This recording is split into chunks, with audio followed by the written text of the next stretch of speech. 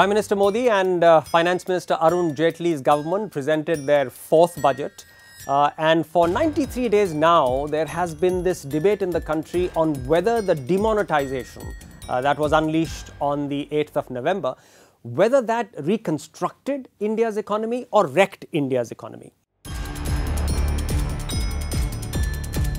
The budget gave you a firm clue that the economy was quite heavily wrecked by demonetization, because the budget seems to acknowledge that it should do nothing.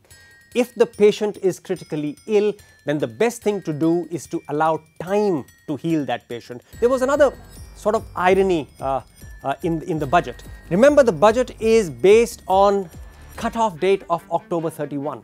Therefore, all the numbers in the budget are not factoring in demonetization. So all the healthy numbers that we saw, it was a very pretty macroeconomic picture.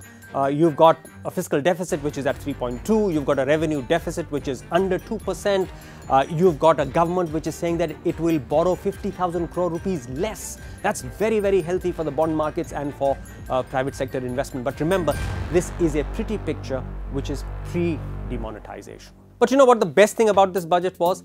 Thank God it was not a tax and spend budget. Everybody expected that service taxes would go up. Everybody expected that some other taxes would go up. But mercifully, the finance minister did not do anything of that sort. Second best thing about the budget for me was the fact that FIPB has been abolished.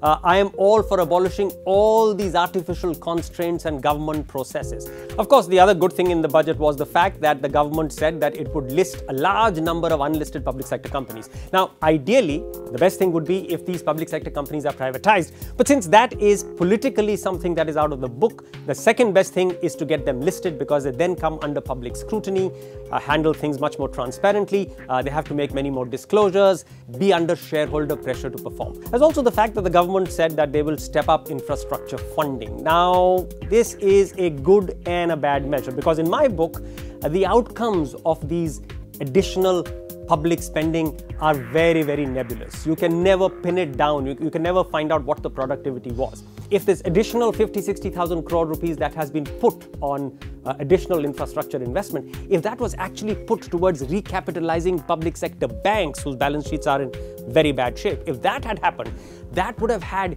a credit multiplier impact on the economy. They've also talked about what on the face of it looks like a bold reform in political funding, but honestly, it's not that bold.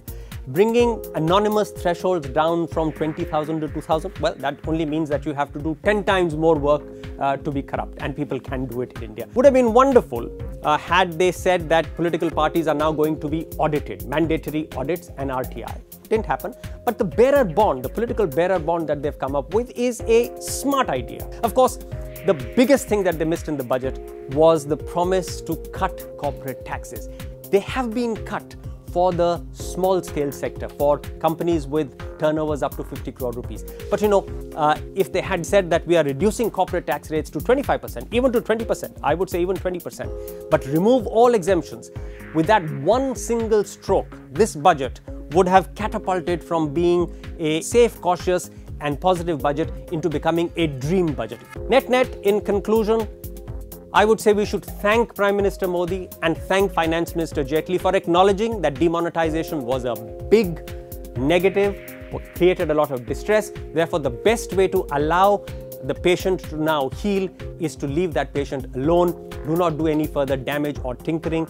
Allow time to heal.